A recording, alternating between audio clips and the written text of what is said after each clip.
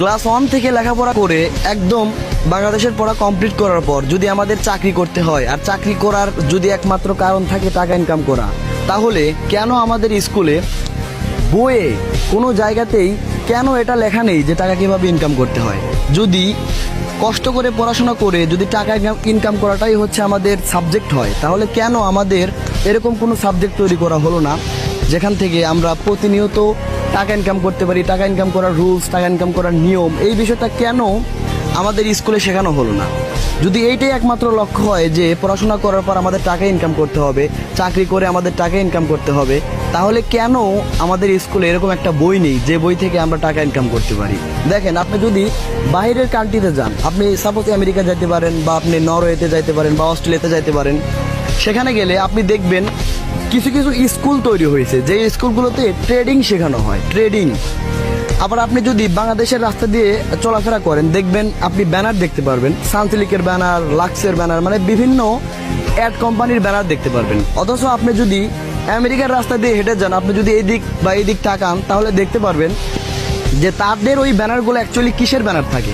তারা যে ব্যানারগুলো টাঙিয়ে রাখছে সেই ব্যানার হচ্ছে কি, আপনার হচ্ছে ট্রেডিং, একটা ট্রেডিং কোম্পানি আপনাকে 50% বোনাস দিচ্ছে, বা অমুক ট্রেডিং অ্যাপে আপনি অ্যাকাউন্ট খুললে 50% বোনাস বা 100% ডিসকাউন্ট, যেটাই হোক দিচ্ছে।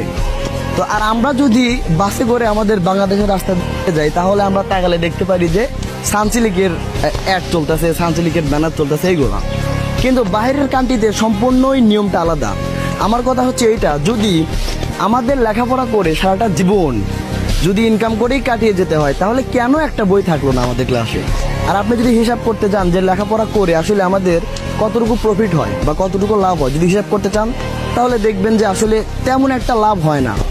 কারণ সারাটা জীবন একটা মানুষ লেখাপড়া করে, প্রায় 26-27 বছর লেখাপড়ার পেছনেই চলে যায়।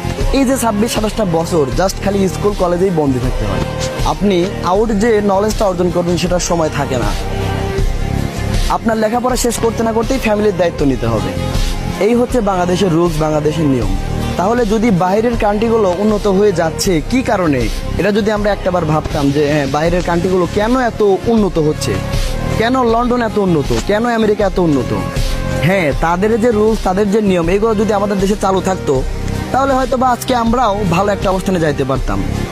তারা শুধু যে একমাত্র ব্যবসাতেই, মানে তারা যে ইনভেস্ট করতেছে এমন কিন্তু কোনো বিষয় না।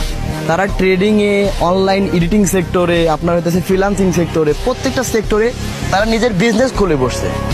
বাংলাদেশে আপনি তাকিয়ে দেখেন, শুধু সরকারি জব করার পেছনে লাখ লাখ মানুষ ছুটতেছে। একটা কলেজে আপনি একটা